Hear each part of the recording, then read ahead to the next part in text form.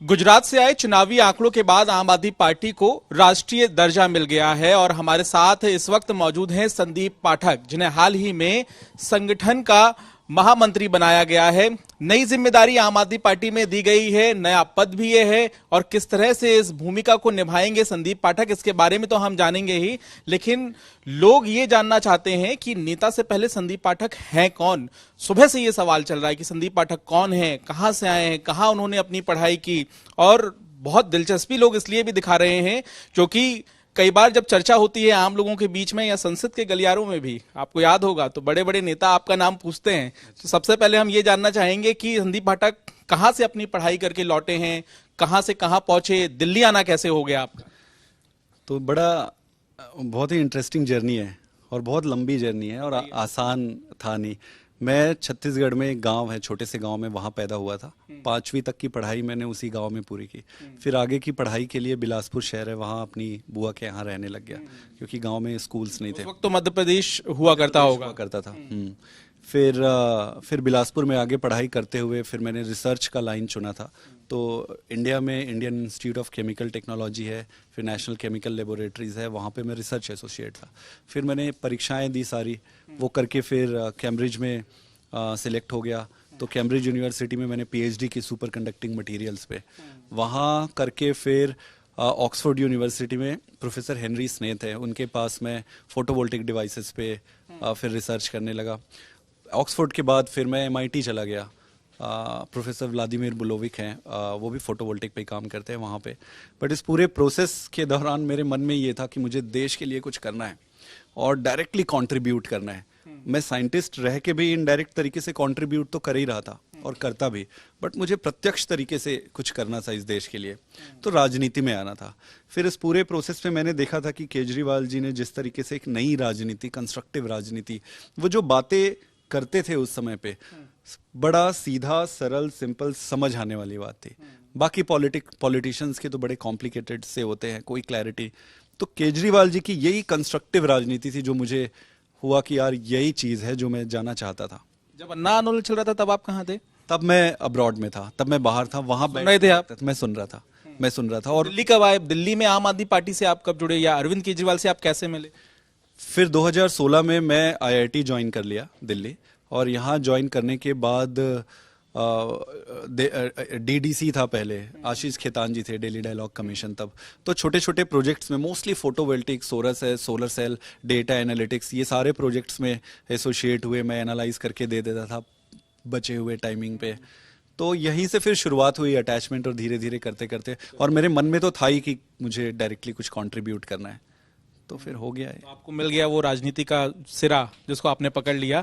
लेकिन मुझे लगता है शुरुआत की जो बातचीत है ये फिजिक्स के स्टूडेंट को बड़ी पसंद आने वाली है। आपने पढ़ाया भी है उन बच्चों को आईआईटी में, लेकिन ये मजेदार बात भी है और दिलचस्प भी है क्योंकि आईआईटीएन है अरविंद केजरीवाल भी, आप भी आईआईटीएन है, और ऐसी स्थिति में, क्योंकि आपने वहां पढ़ाया है, और ऐसी स्थिति में अब आपके जिम्मे बहुत बड़ा कहीं ना कहीं एक लक्ष्य है। उस लक्ष्य को किस तरीके से आप हासिल करेंगे? क्योंकि मेरा सीधा सवाल यही रहेगा, गुजरात में जो कुछ भी हुआ, आम आदमी पार्टी ने जो टारगेट किया था, अलग अलग गारंटियां दी, और सारी जो गारंटियां थी वो कहीं ना कहीं मुफ्त से जुड़ी हुई थी। क्या लोगों ने वहां नकार दिया इस राजनीति को? और अब इस लिहाज से आने वाले दिनों में आपकी चुनौती क्या होगी? देखिए, गुजरात में 40 लाख लोगों ने वोट दिया। एक नई पार्टी को जो थोड़े दिन पहले एंटर करके चुनाव लड़ना शुरू की, जिसने संगठन बनाया, संगठन बना के लोगों को, 40 लाख लोगों को हमने समझा लिया कि ये गारंटी है। 40 लाख, अब 80 लाख हो जाएगी, कब करोड़ों में बदल जाएगी, बहुत जल्दी हो जाएगी। केजरीवाल जी की राजनीति ही है और गारंटी ही है जिसके कारण इतने वोट मिले हुए हैं। आप भारतीय जनता पार्टी की राजनीति को देखिए, वो 62 में 0 थे, 67 में फिर 1 सीट आई, फिर 3 आई, फिर 9 आई, फिर 18 आए, फिर 9 आए, फिर 67, 20 से 25 साल लग गए। आज भी बीजेपी आप देखोगे केरला में 0 है, या कई सारे, लेट्स नॉट टेक।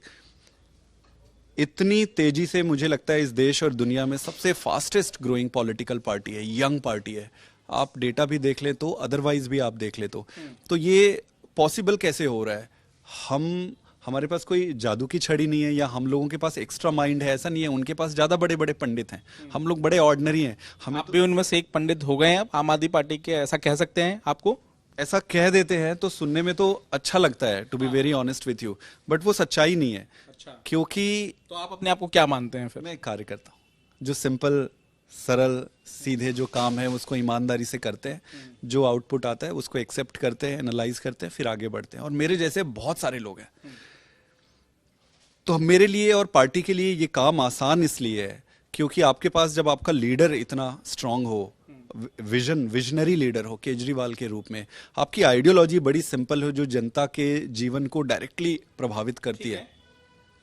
बिल्कुल, तो वो आपकी आइडियोलॉजी रहेगी। लेकिन अरविंद केजरीवाल कहते हैं कि वो जादूगर हैं। अरविंद केजरीवाल किस तरह से जनता के बीच जाते हैं, उनके भाषण देने का जो तरीका है वो तो उनको लोगों से कनेक्ट करता है, लेकिन जिम्मेदारी आपके कंधे पर है। आप कहीं ना कहीं महामंत्री बनाए गए हैं। आप अपनी क्षमता के हिसाब से कौन सा ऐसा काम करेंगे जिसमें आपको लगता है कि आने वाले दिनों में अलग अलग राज्यों में चुनाव होने हैं, वहां पर आप भूमिका निभा पाएंगे? सबसे पहले तो इस पूरी टीम का मैं एक हिस्सा मात्र हूँ। पद तो अलग अलग सबको मिलते रहते हैं। मेरी जिम्मेदारी में जितने भी काम लाया जाएगा, ये मैं गारंटी देता हूँ कि मैं अपनी जिंदगी लगा दूंगा उसको करने के लिए। हाँ, जी जान लगा दूंगा। जो भी काम मेरे दायित्व में लाया जाएगा मैं पूरी ईमानदारी और मेहनत से करूंगा। और आज तक जिस तरीके से परिणाम आए, इसीलिए मैंने कहा कि मेरा काम आसान हो जाता है क्योंकि मेरे पास केजरीवाल है। साथ ही एक सवाल ये भी है कि साल 2024 की हर कोई अब चर्चा कर रहा है। जिस तरह से हिमाचल का चुनाव हुआ, गुजरात का हुआ, दिल्ली नगर निगम का हुआ, सबसे अहम बात अब ये सामने निकल कर आ जाती है कि चर्चा लोगों के बीच में जाके आप करते हैं, लोगों से पूछते हैं कि एक तरफ प्रधानमंत्री नरेंद्र मोदी हैं तो विपक्ष का चेहरा कौन है? संदीप पाठक के हिसाब से कौन होगा 2024 में विपक्ष का चेहरा? आप क्या मानते हैं? देखो, हमें ऐसे पहले से कुछ डिसाइड नहीं करना चाहिए, जनता पे छोड़ देनी चाहिए। जनता बहुत बुद्धिमान है, बहुत सयानी है। मैं यहाँ टोकना चाहूंगा, जनता ही कहती है कि कौन है चेहरा, तो जनता ही जानना चाहती है। तो आपके हिसाब से आप मानते हैं कि अरविंद केजरीवाल वो चेहरा है? क्योंकि अरविंद केजरीवाल को जनता बहुत प्यार करती है, बहुत प्यार करती है। वो उनको देखना चाहती है कि ज्यादा जिम्मेदारी देना चाहती है। जनता ही आगे तय करेगी कि कितनी जिम्मेदारी केजरीवाल को मिलनी चाहिए। आप क्या मानते हैं कि देश का जब चुनाव होगा तो क्या होना चाहिए स्थिति? मेरे हिसाब से, क्योंकि मैं एक कट्टर देशभक्त हूँ और वही सोच के मैं राजनीति में आया हूँ, मेरे देश में एक सकारात्मक राजनीति होनी चाहिए, मुद्दों की राजनीति होनी चाहिए। जो मर्जी जीत जाए, जो मर्जी प्रधानमंत्री बन जाए, वो इंपॉर्टेंट नहीं है।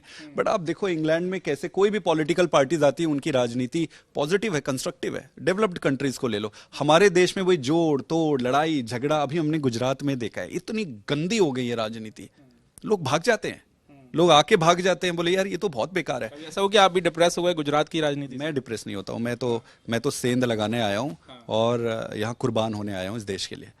तो कंस्ट्रक्टिव राजनीति को इस देश में आ जाए, जो मर्जी जिसको बनना है बने, कोई देश का फायदा होगा उससे। अगला आपका चुनावी टारगेट क्या है? अंतिम सवाल मेरा ये रहेगा। हमारा चुनावी टारगेट पार्टी डिसाइड करेगी। बहुत सारे स्टेट्स में चुनाव आने वाले हैं, सबको एनालाइज करेंगे कि वहाँ क्या परिस्थिति है और कैसे। लेकिन एज ए नेशनल पार्टी अब बन गए हैं तो आइडियोलॉजी को और पार्टी को हर गांव में लेके जाना, ये मेरी प्राइमरी जिम्मेदारी है। चलिए, यहाँ पे बड़ी बात कही है संदीप पाठक ने, और उन्होंने बताया भी अपने बारे में। और देखना ये भी होगा कि जो इनका ब्लूप्रिंट है, जो कैमरे पर तो ये नहीं कह रहे हैं, और जानने की हम कोशिश करेंगे जब आने वाले दिनों में अलग अलग राज्यों में चुनाव आएगा, और ये समझने की भी हम कोशिश करेंगे कि इस जिम्मेदारी को भी संदीप पाठक किस तरह से निभा रहे हैं। कैमरामैन अंकित खंडेलवाल के साथ पंकज जैन, दिल्ली, आज तक।